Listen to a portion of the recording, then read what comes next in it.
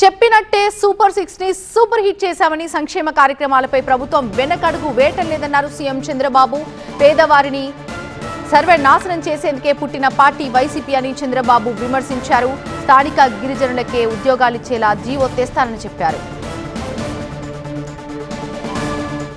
నేనిచ్చే కార్యక్రమాలన్నీ ఇస్తున్నా, ఆ విషయం కూడా మీరు గుర్తుపెట్టుకోవాలి.